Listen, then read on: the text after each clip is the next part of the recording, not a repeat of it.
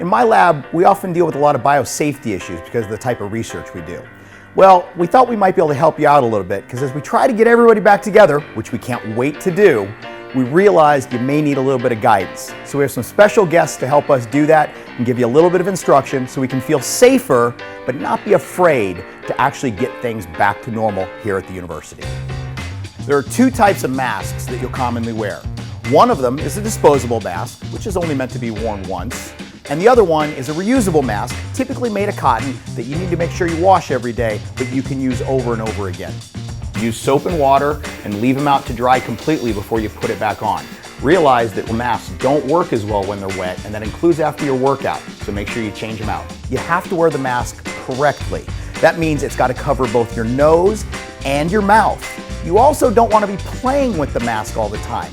Realize that if you've touched other surfaces or you've got gloves on and have touched other things, now when you touch the mask is contaminated too, and you're going to have to use a different one or wash that one. Putting on gloves is actually pretty easy, unless you've got 2 national championship rings, and then you probably need to take those off first. When you're taking off gloves, there's a couple wrong things that you really want to avoid.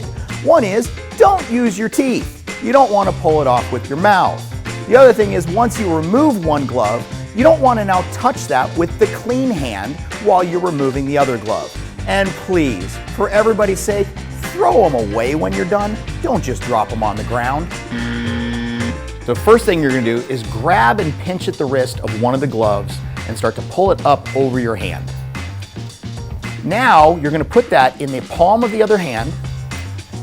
You're going to slide your fingers under the wrist of the other glove and pull that up and over without touching it and throw them away. So one of the simplest things we can do to help control the spread of the virus and keep ourselves safe is wash your hands. Now, to wash your hands, you want to use soap and you want to use water.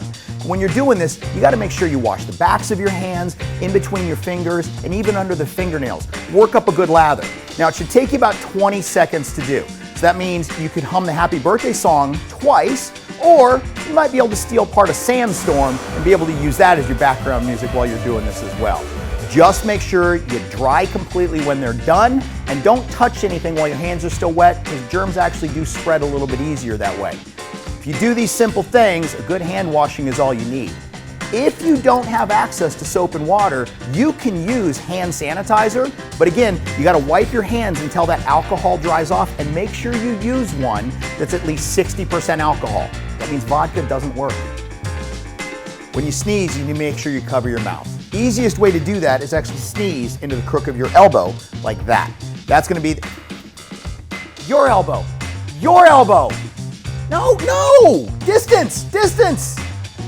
Even with all this going on, you still have to pay attention to some very simple things you can do for yourself as well. Manage your stress, eat nutritious food, get your exercise. If you do all these things, it really helps your immune system battle this even better.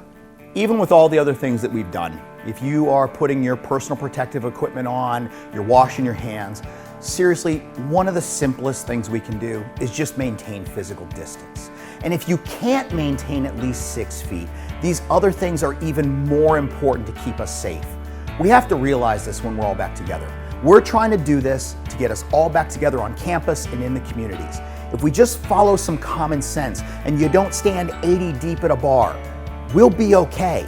But that distance is really critical. It's the easiest way to stop this from spreading. If it's a little closer than that, you really need to pay attention to all these other things we've talked about. Do these simple things so we can finally get back together and we can move on, and I'll see you at a game.